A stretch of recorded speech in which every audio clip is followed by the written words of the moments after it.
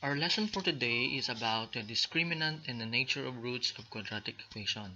In this lesson, we're going to determine what is discriminant and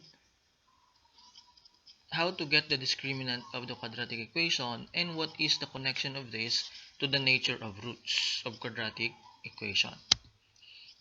Okay, so what is discriminant? So by definition, the discriminant is denoted by b squared minus 4ac from the quadratic formula negative b plus minus square root of b squared minus 4ac all over 2a. So yung b squared minus 4ac, nanggaling yan siya sa formula ng quadratic or quadratic formula. So, determine the discriminant of the following. In this case, kukunin na natin yung discriminant. Halimbawa, number 1, x squared plus x minus 2 equals 0. So, in using the discriminant, kailangan natin hanapin ang value ni a, b, and c. It's because nandito yan siya sa formula. After finding the value of a, b, and c, we're going to substitute it to the formula. So, your a is 1, your b is 1, your c is negative 2. Then, simplify. Magkakaroon tayo ng 1 squared is 1. Negative 4 times 1 is negative 4 times negative 2 is positive 8. The answer is 9. So, the discriminant is 9. Another example, we have number 2, x squared plus 8x plus 15. Hanapin ang value ng a, b, and c. Substitute it to the formula. So, and then simplify. We will have 8 squared minus 4 times 1 times 15. So, 8 squared is 64.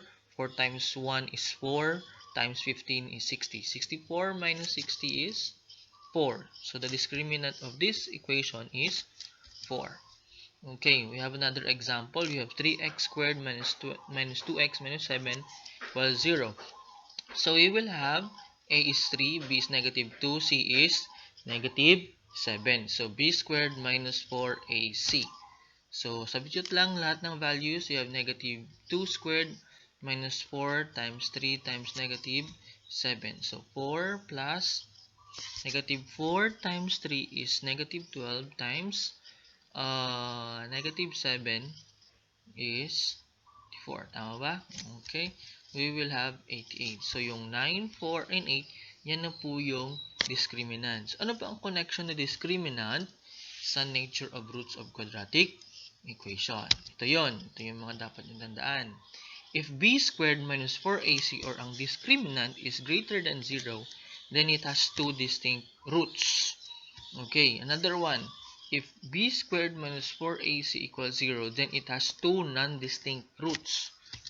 Next, if b squared minus 4ac is less than 0, then it has no real solution or two imaginary solutions. So, isa-isahin natin.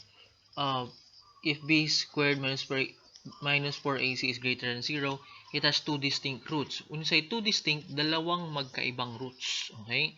Itong sa b squared minus 4ac equal to 0 naman, they have two roots pero magkapareho.